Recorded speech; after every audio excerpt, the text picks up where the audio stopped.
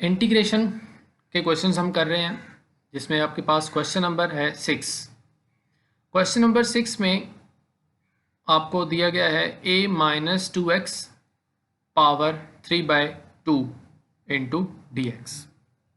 अब जैसा कि मैंने आपको बताया था कि जब भी आपके पास फंक्शन दिया गया हो तो उस फंक्शन का आपने डेरिवेटिव देखना होता है विदाउट पावर। ठीक है, अभी इसके साथ मैं थोड़ा सा सिंपल क्वेश्चन आपको दिखा देता हूँ। पहले हम ये करते हैं, उसके बाद फिर आपको ये भी आसानी से समझ आ जाएगा।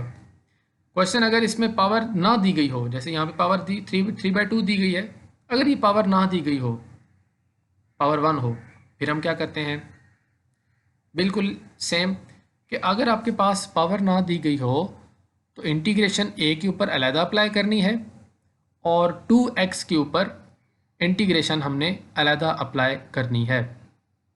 ठीक है, तो हम कैसे अप्लाई करते हैं, इंटीग्रेशन साइन इसके साथ भी लिखना है, a के साथ भी, और इसके साथ dx भी लिखना है, ये वाला। इसी तरह से 2x के साथ भी इंटीग्रेशन और इसके साथ हमने dx भी लिखना है। ठीक है, a कांस्टेंट है, बाहर आ जाएगा और इंटीग्रेशन और d आपस में कैंसिल हो जाएंगे और पीछे बच जाएगा आपके पास x।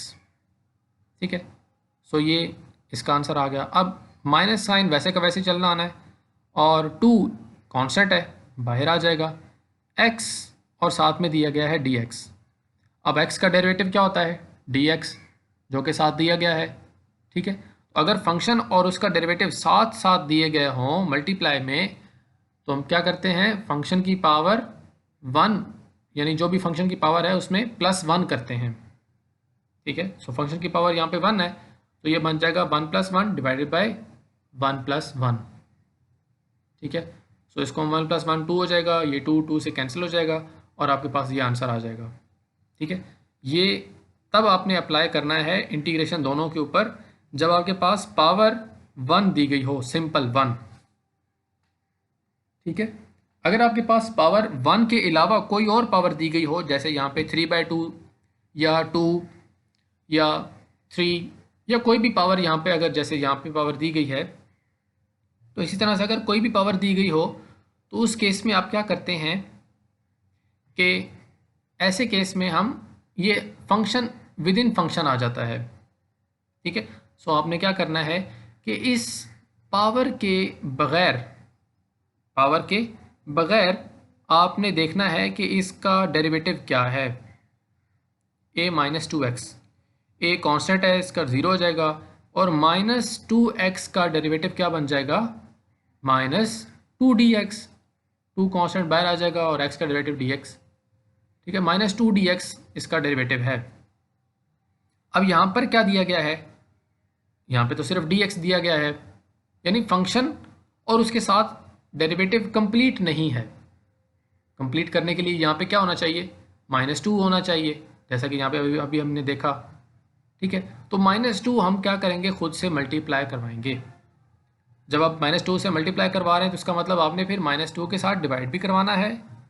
ठीक है, सो -2 के साथ डिवाइड भी करवा लिया, मल्टीप्लाई भी करवा लिया, सो आपके पास ये फंक्शन बन गया और इसके साथ उसका डेरिवेटिव भी आ गया। तो अब क्या करेंगे कि फंक्शन, ठीक है, और उसकी पावर में +1 कर देंगे और इसी पावर +1 को हम डिवाइड भी करवाएंगे, डिनोमिनेटर में भी लिखेंगे। ठीक है, +c।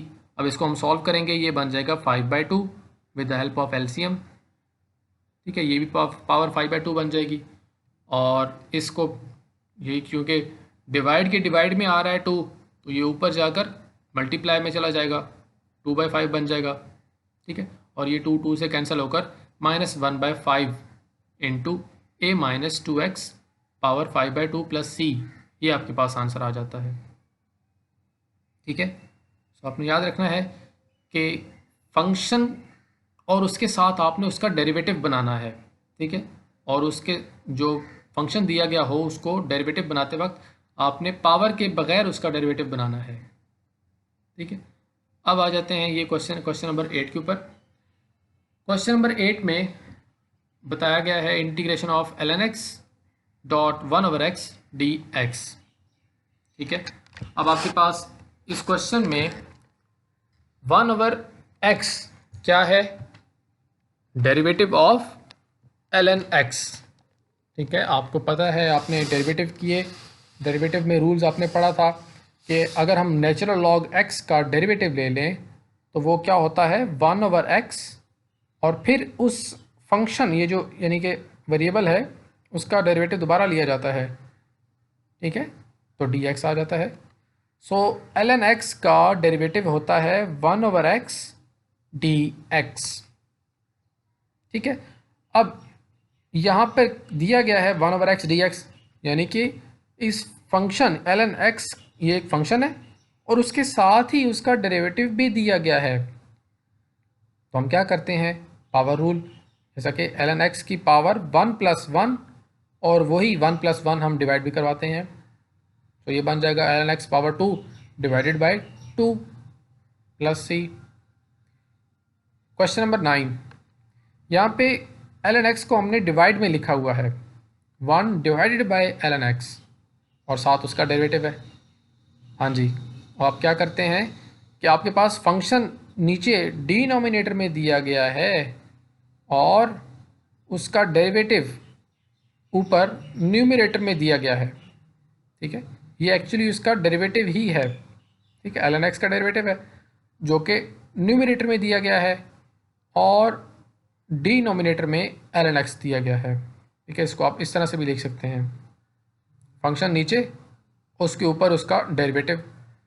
सो अगर फंक्शन नीचे दिया गया हो, ऊपर उसका डेरिवेटिव दिया गया हो, तो हम क्या करते हैं, नेचुरल लॉग लिखकर जो भी फंक्शन है उसको नेचुरल लॉग के सामने लिखते हैं।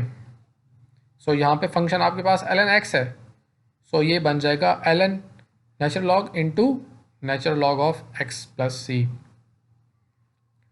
इसी तरह से अगर आपके पास क्वेश्चन दिया गया हो a पावर x, यानी कोई कांस्टेंट हो और उस कांस्टेंट की पावर एक वेरिएबल हो, ठीक है, और उसके साथ उसका डेरिवेटिव भी दिया गया हो, तो फिर हम क्या करते हैं, a पावर x यानी कांस्टेंट की पावर x वैसे का वैसे ही, और नेचुरल लॉग ऑफ कांस्टेंट यानी a, वो हम डिवाइड करवाते हैं, प्लस c इसका आंसर हो जाएगा।